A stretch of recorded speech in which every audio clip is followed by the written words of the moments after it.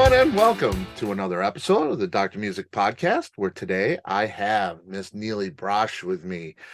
So excited to have her, a brilliant guitar player.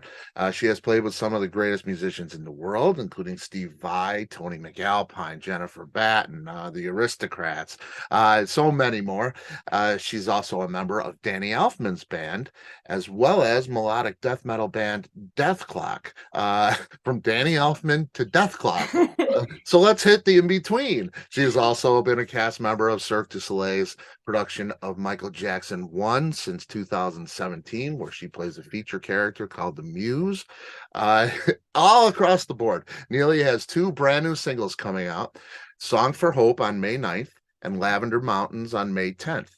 We'll discuss the unique reason behind the back-to-back release dates, and we dive into that crazy, chaotic world of Nili Brosh. Thanks so much for being here. Thank you so much for having me. It's going to be a blast. So I appreciate it. Very cool, very cool. I came across your name when I was doing an interview with Michael Sweet, Oh, yeah. and his One-Sided War record. And there's a guy playing guitar on there. His name's Ethan Just Brosh. shredding Hey, away. he's pretty good. Yeah, he's pretty good. Yeah. Yeah. So I said to Michael, I said, he's pretty good. He says, yeah, don't get too much better. Yeah, Of that's course, true. that is your brother. Uh, hmm Now you have three older brothers. Yeah. Are the other two musical as well? They're not musicians, but they're artistic in their own ways, Oh, different mediums. But yeah, we're kind of the auditory hold down the torch kind yeah, of.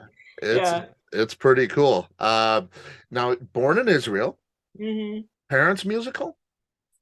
My dad is, yeah, but definitely all love music. I grew up with a lot of music around the house that was versatile and maybe not what every little kid would be exposed to in the early 90s. So, Right, right. yeah. Yeah, that's cool. Now you got classical guitar at 7 years old.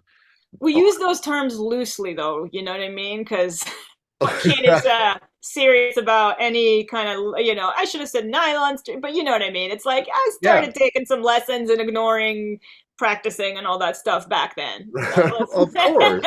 You yeah. wouldn't have been a kid if you didn't, Well, right? right. Yeah. That's right. But you pick up the electric at 12. hmm 12 was an active year for you. You moved to the US That's right. in 2001. That's kind of a crazy year to become an American. Yeah. Yeah. Actually, you know what? It was 2000 and it was just Okay. like August 2000. So Okay. had a good year. Yeah, but it was definitely I know what you mean because it felt kind of like we came from Israel, like, yeah. Well, Yeah. and you have 9/11, of course, in 2001, and you're 12 years old or so at that time. Yeah. What's the impression like on you as a young kid at that time? I mean, It's a new world for you. well, that's it. I think I kind of didn't get it because it was kind of like we thought we were coming to like the most peaceful place there is out of a place that's I hate to say commonplace, happens all the time, terrorist act. So it didn't really register. Uh, Yeah. but also, I think it just doesn't register when you're 12, 13 in Yeah. general. Yeah. So, Which yeah. is good. It didn't distract you from your path, which is great. Yeah. Yeah. Yeah. I Yeah. got lucky. You ever discuss recording with Ethan? I, I mean, We haven't done it yet, right? Yeah, yeah, it has, I don't even know, like, how it's not come up. You're right. We haven't yeah. done it yet. Now you've played together. You open up Yeah. for Ingve on that Mhm. tour, and you guys. Although, you know what? That's not true. He did, I mean, no, that part's true. I'm saying, I was thinking back to the Recording. recording thing. He did play, going back to classical, nylon string guitar on my first album on Hat Tricks. Oh, okay. He did Wow. actually play all of those. So I Okay. forgot about that. Yeah. Yeah, hat tricks. Oh, that's the one where I go, wow, she's so versatile and patient. Hmm. This is a first record, right? I mean, it's Yeah. that I was like, Wow, it just blew my mind. That's the Oh, song thank really that, you. that drew me in too, is That's funny that you say that. I have a I always when we play it live with my band, I always make the joke that I call it the I went to Berkeley song. You there, know, yeah, for I, obvious reasons, right? So it's right. bad, but I'll tell for people who haven't heard it, but right, it just sounds like uh you go to Berkeley and you feel like you should be learning other styles of music and taking it all in, and this is proof that you're doing the work and you're trying to be versatile and taking different styles, right? Like to Yep, me that was the song that was like, look at this chord progression, look at this time signature, yep. like I went to Berkeley. So Yep. yeah. It's a well-rounded the record in general is well-rounded. Mm, But yeah, that thank is the you. song right there for sure.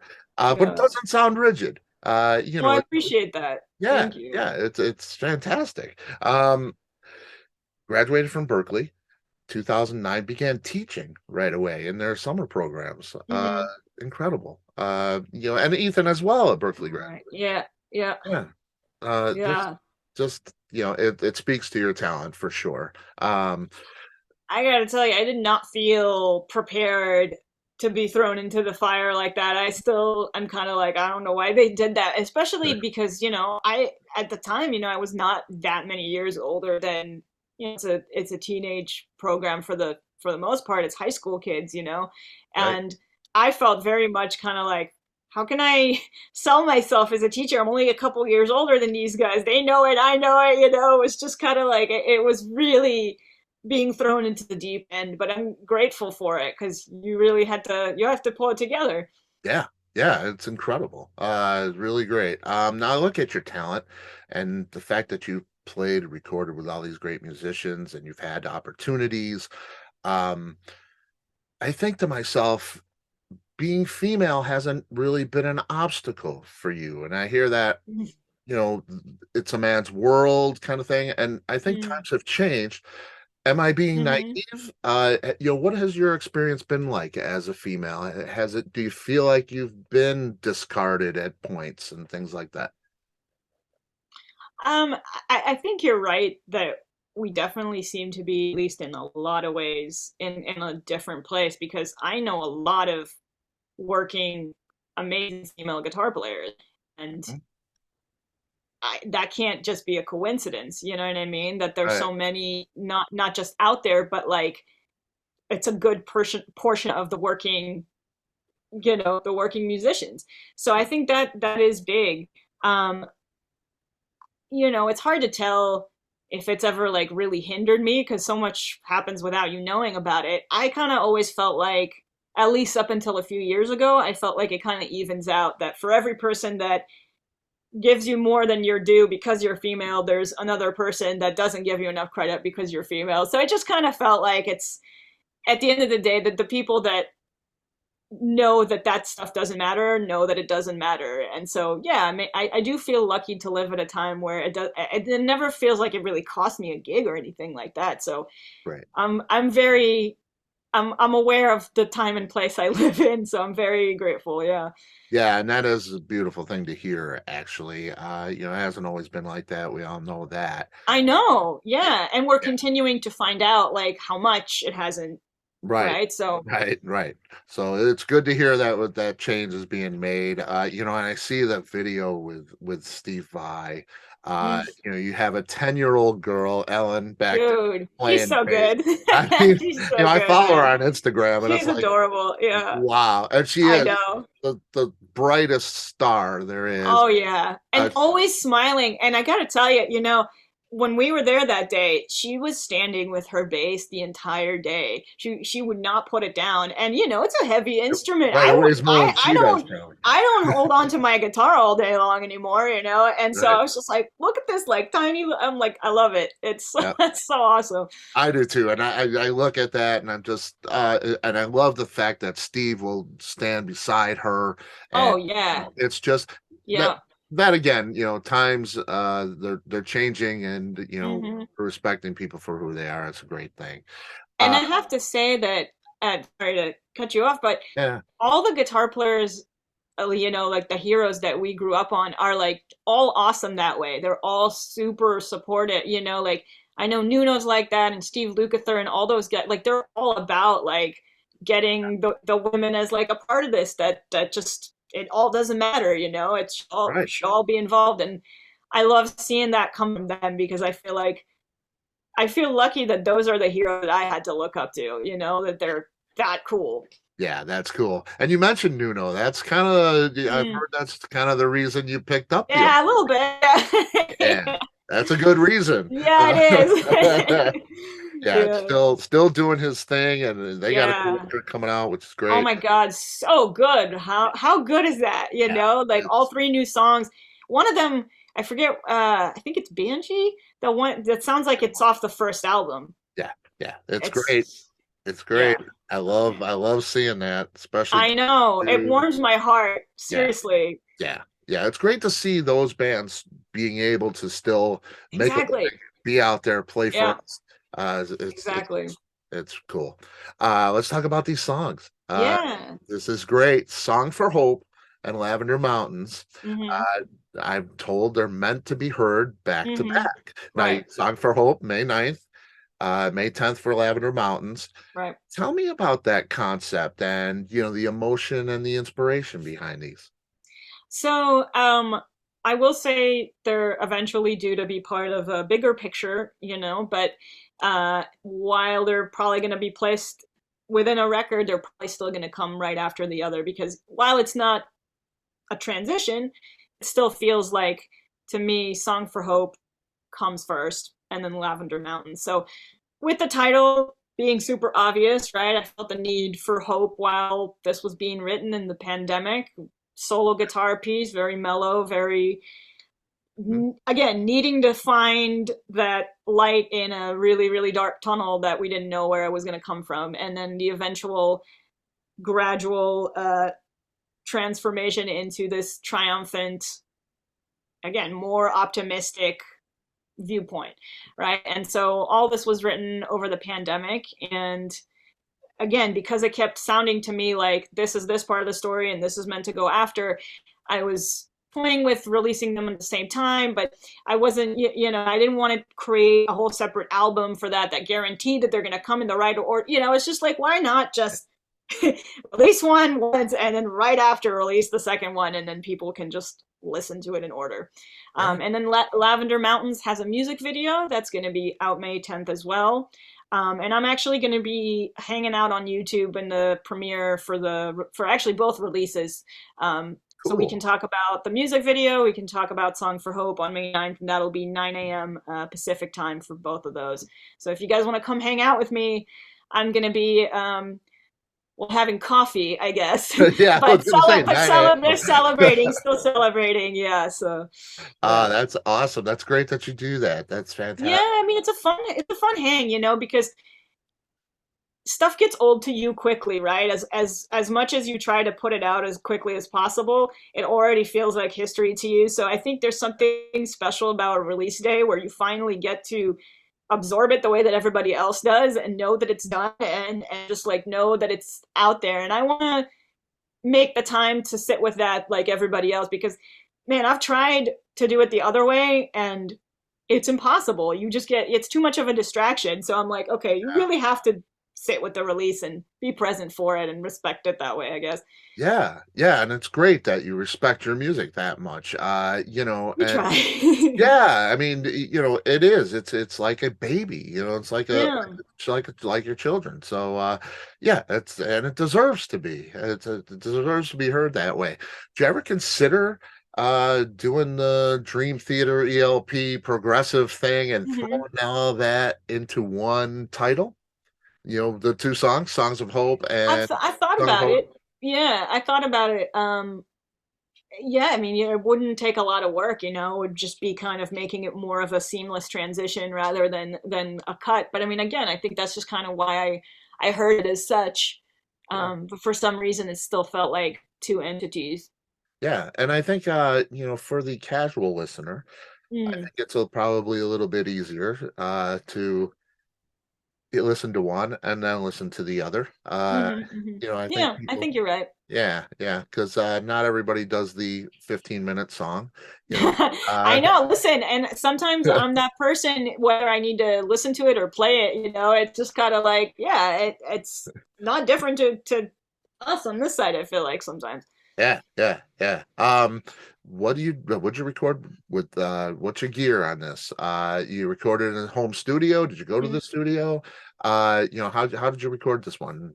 What do we hear? So as far as guitars go, I have a home studio, and those two recordings have the Mesa Triple Crown on them. And the first recordings that I've used that amp on, and it's actually the first time that I've used a new room and a treated room and all this kind of thing. So Okay. it was a really uh, first test of a new studio and new gear and all that kind of thing. And so I think we kind of got it where I wanted it to go, but it's still a new journey, and it's gonna take Yeah, time. yeah, yeah. Yeah. It's the sound is incredible. Thank you. Yeah, Thank you. really, really cool. Um, and we're gonna see an EP or a full-length solo record from this stuff. Yeah, we're going to. We're going to. Okay. I don't know when. I'm still trying to get the time to work on all this stuff, and well, I call it stealing time because that's what it feels like right now. But but also like good problems to have, so I can't complain about when shows take over, right? Right, right. That is a great problem to It's a have. great problem to have. I can't complain about that, and I'm like, if that's the reason I'm making people wait, I'd rather that be the reason. Yeah, and we understand, we I appreciate that because believe totally. me, like I want to get the music out there. I want to get it completed as soon as I have the ideas, and because like I said, it gets old to you really fast. Yeah, yeah. Well, and you're doing so many different things that and I wanted to ask you about that. You're playing sometimes the Cirque du Soleil gig Hmm. was 10 shows a week at some point. I mean, Yeah, I we're did talking that. I about lasted 2 years with that. wow. Yeah, I And we're lasted 2 years. talking about not just grabbing your guitar and going out there and playing, Yeah, putting on makeup, your act, yeah, because you're a yeah, featured yeah, character, yeah. uh, 10 times a week. I mean, I don't It's even, not a sustainable grind for at least for a musician. I mean, and that's really the thing that I think that show particularly forgets because we don't have a band. It's only two musicians in that show, and the rest is tracked. So I think it's very easy to think like, oh, it's just like the acrobats or just like the dancers that are used to doing thousands and thousands of these and retire at 39 or something, and you're just like, as much as you'd like to pretend that you're one of these people, it's like, no, I'm not built like that. uh, right. Yeah. Have you, I mean, did you ever give it thought of doing more theater? Because that's full on I think theater. yeah, I would. I mean, I would. I kind of don't discount or I don't say no. I don't say no to anything. No, I consider everything, but that's the thing about those shows is that they're usually such a grind unless you're a sub, and now we're back to juggling all the things. So I guess that's how I ended up here. Man, oh man, and does a gig like that change you as a writer, as a player? Everything Yeah. changes you kind of as a player. But when you go in to write so do you ever get stuck like in that? Because you're playing that same music so many times. Yeah. Does it ever get isolating kind of thing? Do how does it It change you? definitely did. Yeah, it did when I was doing it full time. I mean, now I'm not doing it enough for it to feel like that. But um, what was interesting about it, I think part of the reason that I burned myself so hard was not just the 10 shows a week, but just the fact that I would try to have weeks where during the day I wouldn't practice or work on something else, and I couldn't even go the whole week because I felt like my creativity was like going to die. Yeah, yeah, So as much as it was like extra work and extra whatever, I had to have other stuff going on all the time, and that kept me not just sane but also inspired and kind of fed back to the show as well. Like I took what right. I could from the show and I also put it back into it, and so it really worked well for a while, but it just not really sustainable uh for me on a full-time basis. Yeah, And yeah, also, how many times do you really need to do that same show once you've done it, a couple of years in a row? I mean, music, as far as musical growth is concerned, there's going to be, it's fun to do it every once in a while. Like, I'm blessed to do that now. I can't believe they're letting me do it. It's amazing. Right. But I don't feel like I need to continue being full time for any reason to musically grow or anything. Well, yeah, and I think as an artist, I think this is just about every artist. You want Yeah, to expand your horizon. exactly. You You know, don't want to stay doing the same thing forever. right, right. Yeah, that's what makes you Yeah. an artist. That change, I think, for sure. Yeah. Is it difficult to play? What's the most difficult thing you've played? I see everything, the Iron Maiden stuff. Mm. I'm a huge, huge Iron Maiden fan. Those are my guys. I love those I solos. love Maiden. I just love those solos. I sing the I solos, know. so I know. Yeah. it's just so expressive.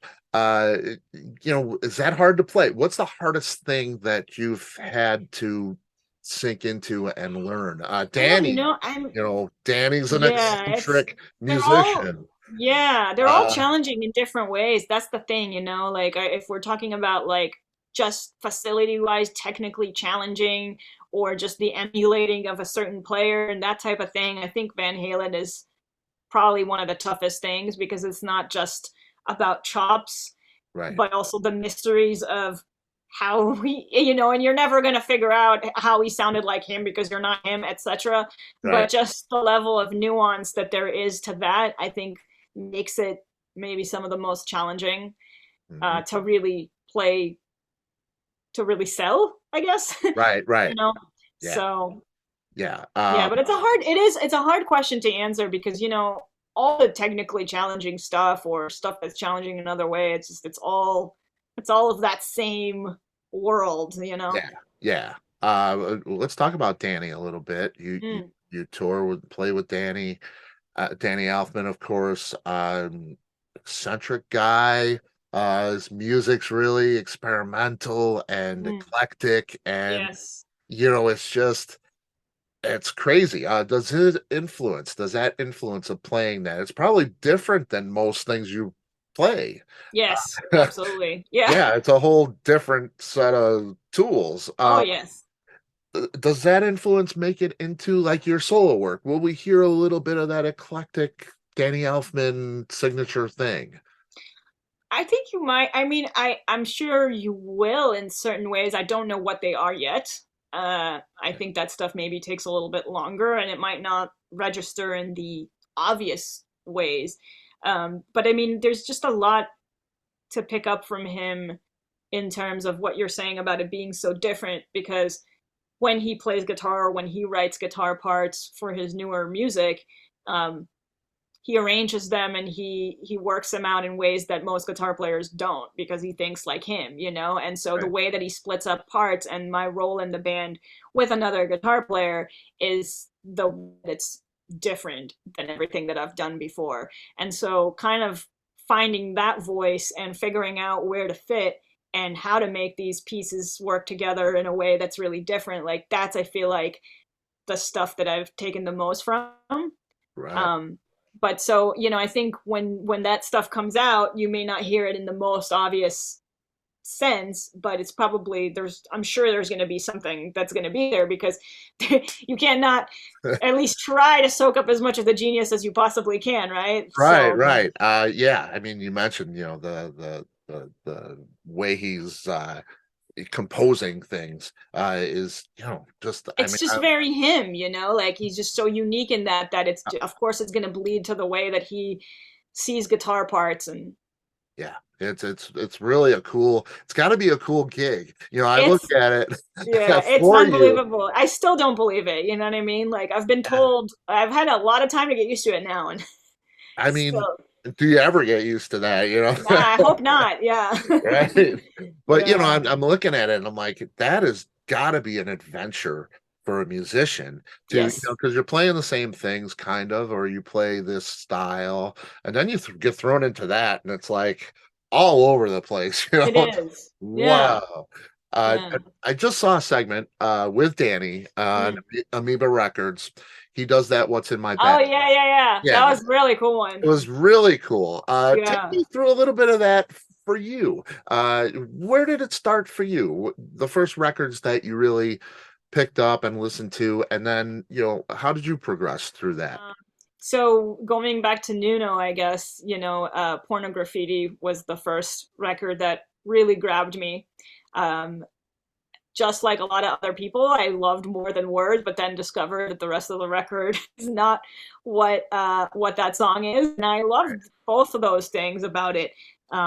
So when I heard kind of that funky metal Nuno style, I just flipped out, and that spawned a direct, specifically with distorted electric guitar and Right. funky metal as it were with them. So Yeah. um and then, as a result, I discovered all the rest of the gamut, and then, I got into Iron Maiden a little later on, and that was really big on me.